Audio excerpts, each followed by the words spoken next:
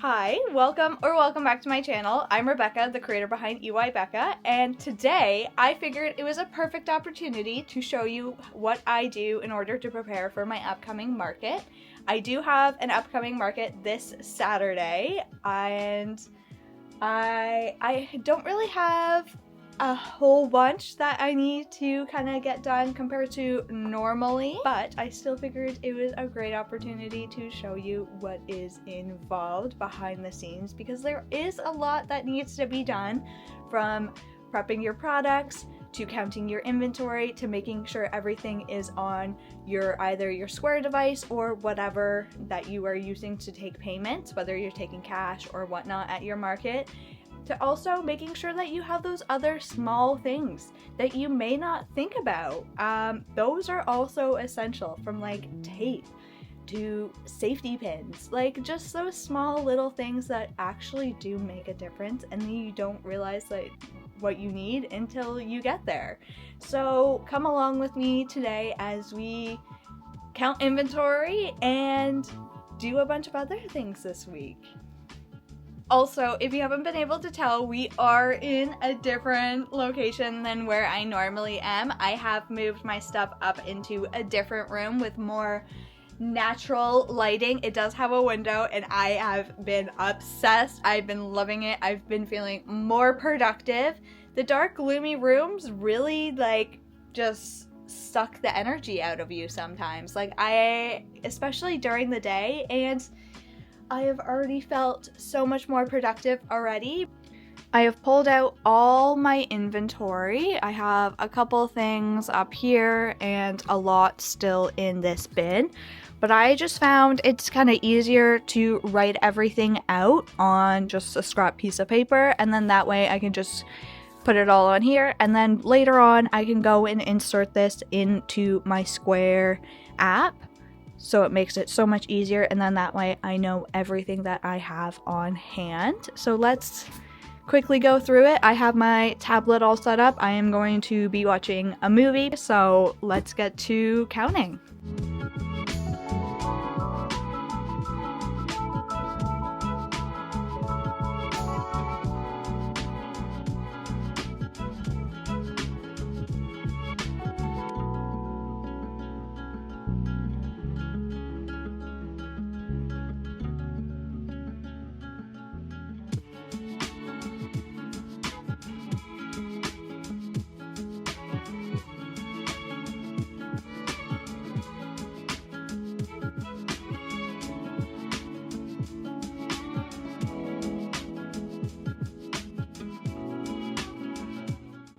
I just finished organizing all the bins, and needless to say, we are definitely gonna have to buy another bin at some point soon, because we have grown in products, in market displays, and just that since I originally started, and it's kind of crazy to look back and see, starting from 1 tote bin and now we're at 3, and we're most likely gonna have to move up to 4.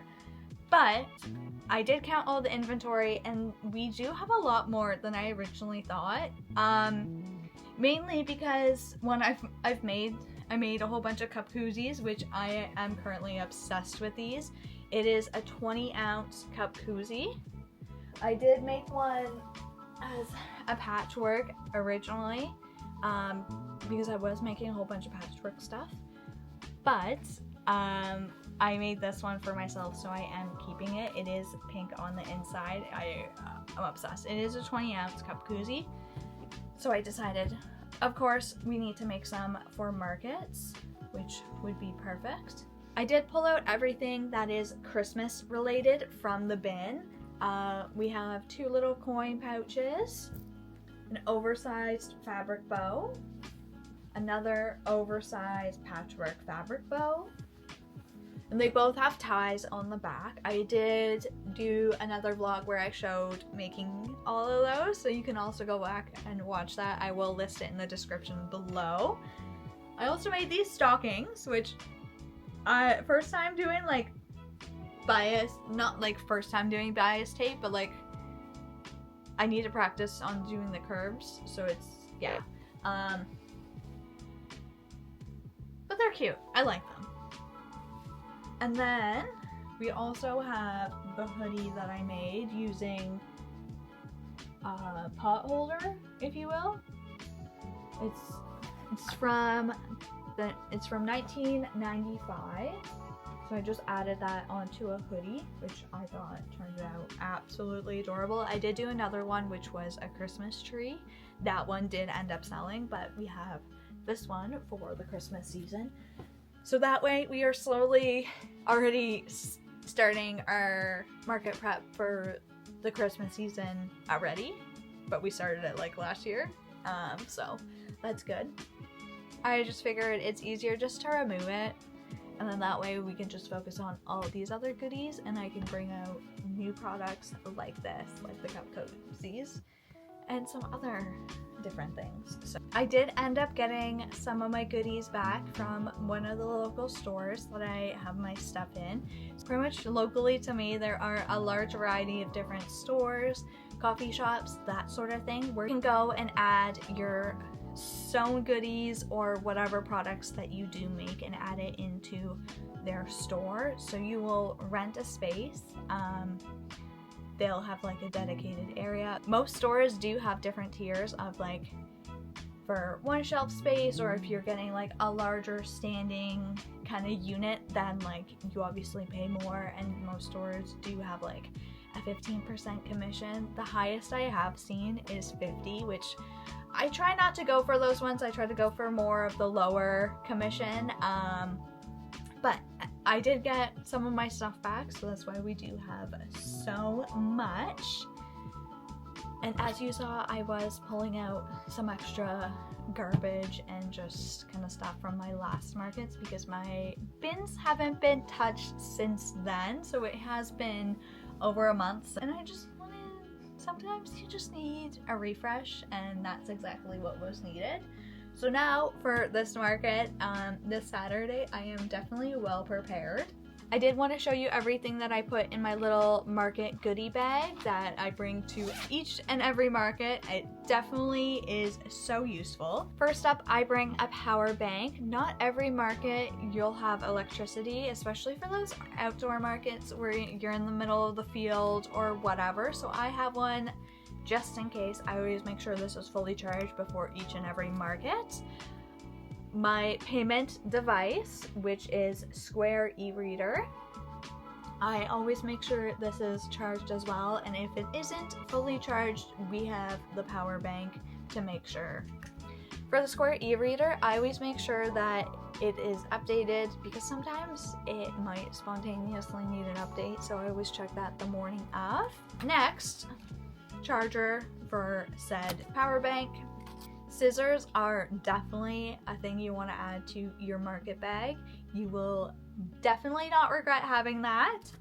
A pen or a marker, these are definitely very handy to write down notes or just anything when a customer comes up and they're wanting a business card. I have had other people recommend to write your product and be like, coin pouch or purse on the back of your business card, so when they do go and look at your business card later on, they can realize, oh, this person was the one who sold me the purse, or this person had that amazing Kindle sleeve. So that's just another thing. I also have lights. These ones I haven't used, but I do have batteries in them ready to go.